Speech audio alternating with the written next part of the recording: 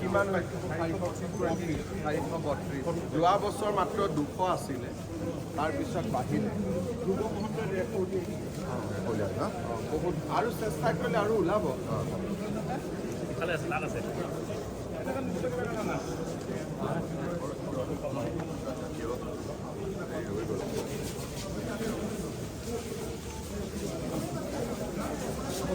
মেথি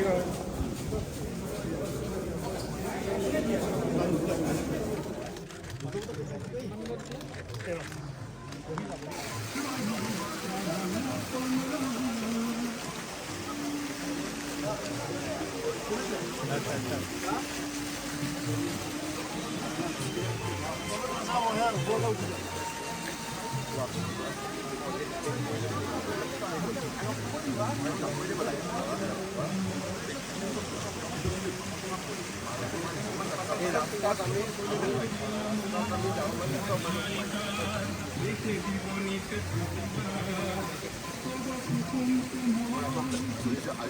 যাব লাগিব ঠিক আছে বঢ়িয়া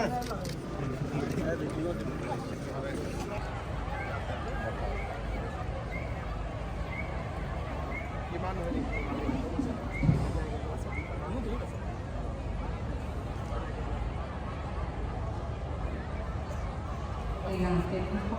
শহীদ দিদিক শ্ৰদ্ধা নিবেদন কৰিবলৈ আগবাঢ়িছে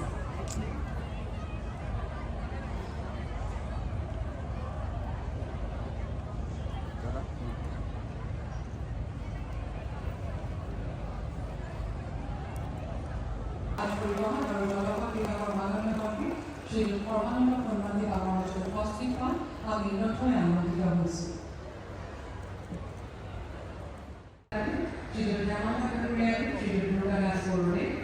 অসম চৰকাৰৰ মাননীয় মুখ্য সচিব ডক্টৰ ৰবি কোটালী অসম চৰকাৰৰ সাংস্কৃতিক পৰিক্ৰমা বিভাগৰ অতিৰিক্ত মুখ্য সচিব ডক্টৰ বি কল্যাণ চতুৰ্থী অসম চুক্তি ৰূপায়ণ বিভাগৰ প্ৰধান সচিব শ্ৰী জ্ঞানেন্দ্ৰ দেৱ ত্ৰিপাঠী কামৰূপ মহানগৰ জিলাৰ মাননীয় আয়ুক্ত শ্ৰী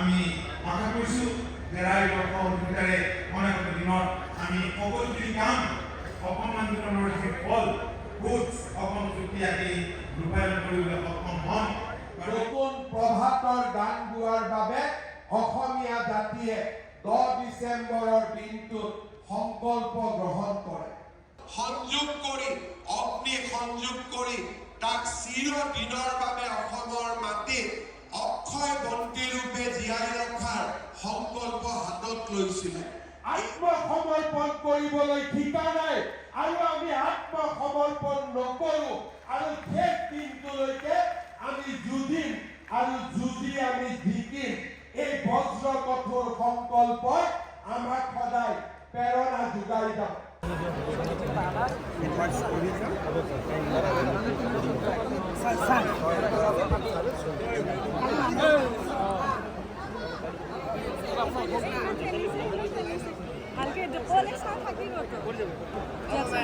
স্যাৰ কালি গুৱাহাটীত নাম কবা হি ৰৈ গেল ইয়াতে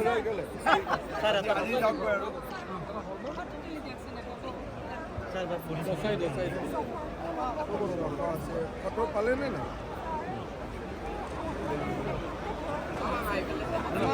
Thank you. তেখেতসকলে পাতি আছে আমাৰ গভৰ্ণমেণ্টৰ লগত কোনে কোনে একদম পোৱা নাই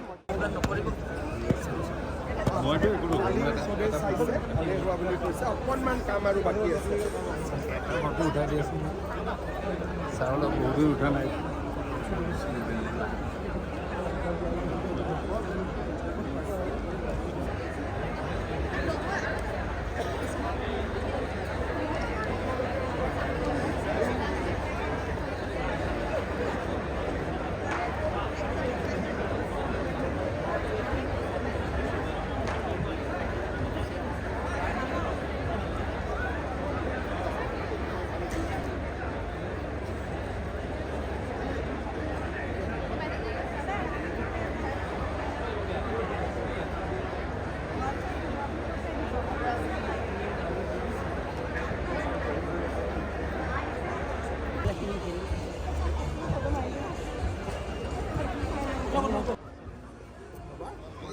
কাগজ এখন আছেনে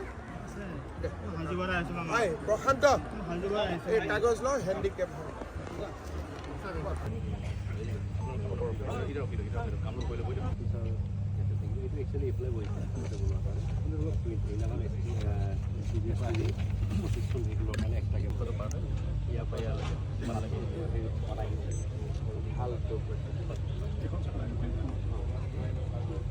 তাৰপিছত এইখন হ'ল আমাৰ হেঙাৰ কোনে বনাই আছে ইয়াৰ ছাইড বনাই গুৰুগঞ্জত অশ্বিনী ৰায় চৰকাৰৰ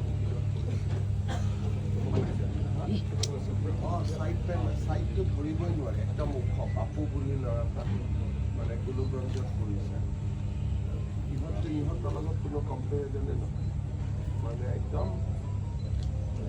ওপৰ ইহঁতৰবিলাকতো আজি এটা মিটিঙত দেখিছিলোঁ চাপৰে পেণ্ডেলত এনেকৈ দি ছাইডৰ দুটা ডাউন কৰি দিয়ে সেইটো মানে ইয়াত সেই দুটা বেলেগ এটা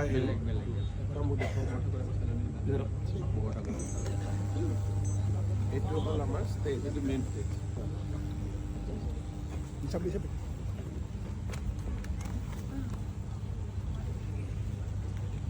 বিল্ডিং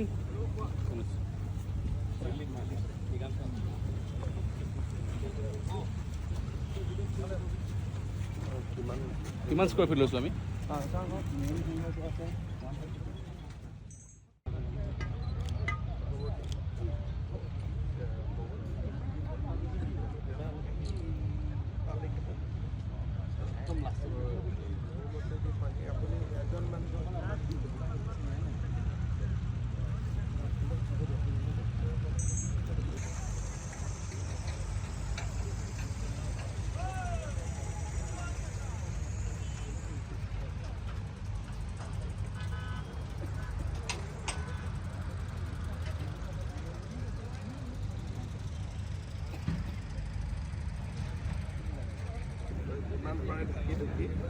বস্তুখন হেৰি কৰি থৈছোঁ ইয়াৰ ওপৰতো লগাব পাৰিব ওপৰটো লগাই থৈ দিয়ক যাতে তলৰটো এটা কাম কৰিবি আপোনাক চাবলৈকে আমি আহিছোঁ ওচৰৰে গাঁও আমাৰ মাতিও গৈছে এই হেলিপেড বনাই কিন্তু পিছত কি ঠিক কৰিবনে একদম আপোনালোকক ঢাকি দিম হেলিপেডখন আপোনালোকে আগৰ দৰে ছাৰ একবি ফটো কৰিব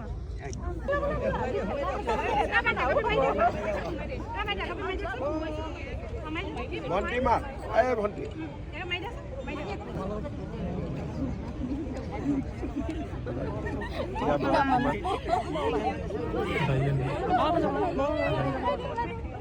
দায়িত্ব কি আছে সাইড ডেভেলপমেন্ট পেন্ডেল পার্কিং কার আছে ঠিক আছে হেলিপ্যাড রোড সব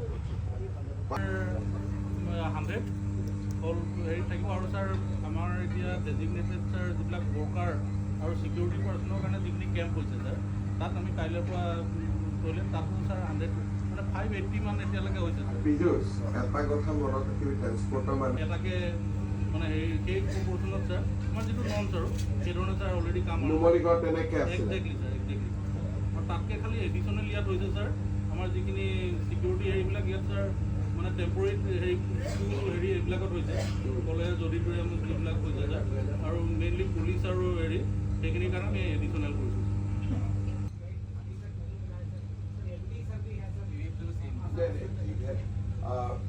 ये काम तो हम लोग करके देना पड़ेगा ना, बिकॉज प्रेस करार लगे लगे इट विल बी हमार मंगलडे मीटिंगत एजेंडात फार्स्ट हमार की आছিলে डॉक्टर नार्स एनाफ राखक जाते कोनो समस्या নহয়। দাদা একদম উত্তৰংগ বিয়াৰ খবৰ কৈ আছিলে।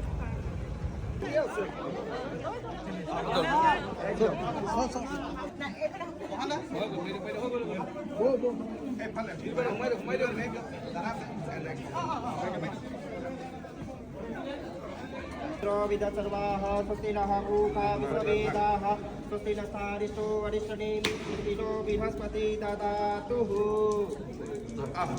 মণ্ডল প্রেসিডেন্ট জিলা প্ৰকুৰৰী সকলোকে নমস্কাৰ।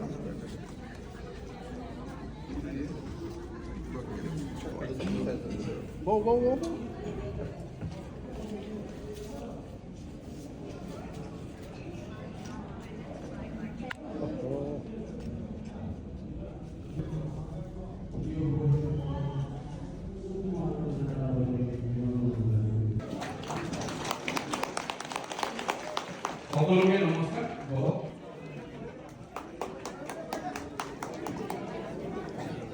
এইটো পঢ়াব দিম দাদা।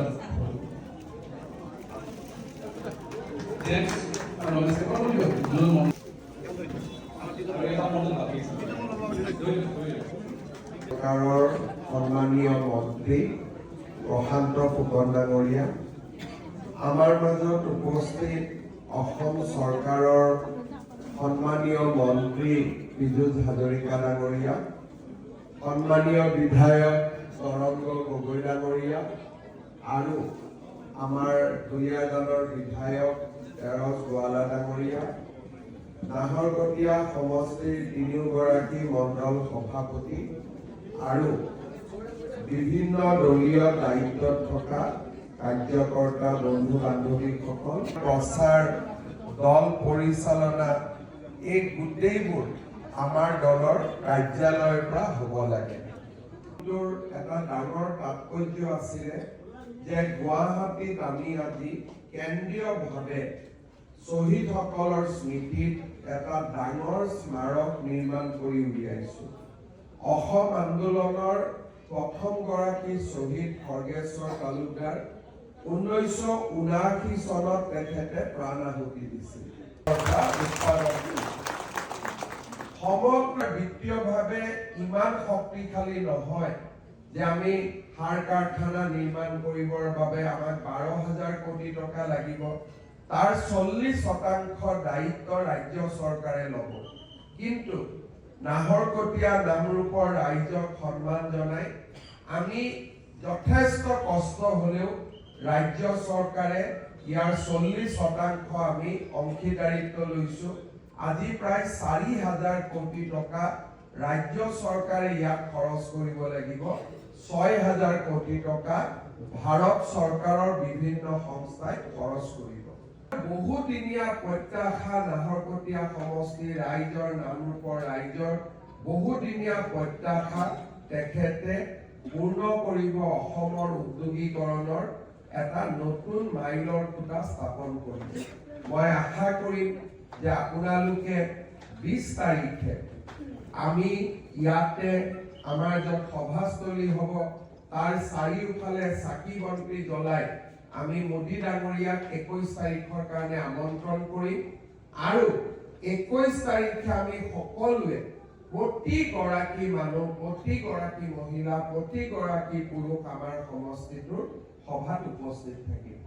আমি বাহিৰৰ পৰা 2-4জন মানুহ আহিব, কিন্তু সভাখন নামৰূপৰ সভা, নাহৰকটীয়াৰ সভা বা আমাৰ সভা। গতিকে নাহৰকটীয়া সমষ্টিৰ ৰাইজে এইটো ভাবিব নালাগে যে টিংখঙৰ পৰা মানুহ ইয়াত আহি সভা পূৰ্ণ কৰিব, বা আমি সোণাৰীৰ পৰা মানুহ আহিব, দুলীয়াজানৰ পৰা আহিব, প্ৰধানমন্ত্ৰীক চাব নিশ্চিতভাৱে বেলেগৰ পৰা মানুহ আহিব। কিন্তু কিমান মানুহ আহিব আমি বেলেগক ক'ব নোৱাৰো, 1000 আহিব পাৰে, 2000 আহিব পাৰে, কিন্তু 1 লাখ মানুহৰ দায়িত্ব নাহৰকটীয়া সমষ্টিৰ ৰাইজে ল'ব লাগিব। আমি উপস্থিত থাকিম, আমি থাকিম, আমাক সহায় কৰাৰ কাৰণে ডিব্ৰুগড় জিলাৰ বাকী ৰাইজো আহিব, কিন্তু আচলতে সভাখন আমাৰ, আৰু সেই ধৰণে আপোনালোকে সভাখন সুন্দৰ শুৱনি কৰিব আৰু ঘৰে ঘৰে গৈ মানুহক চব গুটি দি তামোল পাণ দি আপোনালোকে মানুহক আমন্ত্ৰণ জনাব, প্ৰতিটো বুথে মানুহক আমন্ত্ৰণ কৰিব, কাৰণ সভাতকৈ মানুহে বুজি পাব লাগে যে আমি মানুহক জড়িত কৰিব খুজিছো। প্ৰত্যেকটো বুথে যেতিয়া প্ৰত্যেক ঘৰ মানুহক গৈ বিধায়ক ডাঙৰীয়াই এখন চিঠি বনাই দিব যে সভালৈ আমন্ত্ৰণ জনাইছো। সভাপতিক পুনৰ এবাৰ অভিনন্দন জনাই, কাৰ্যকৰ্তাসকলক অভিনন্দন জনাই মই মোৰ বক্তব্যৰ সামৰণি মাৰিছো।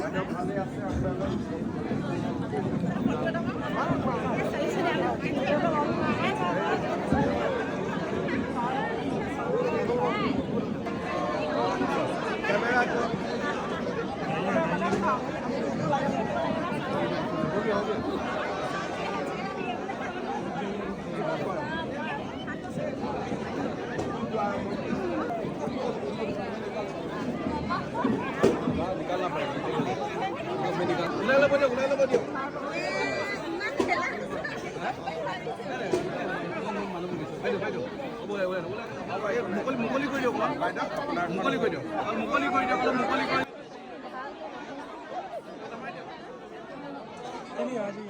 दियक।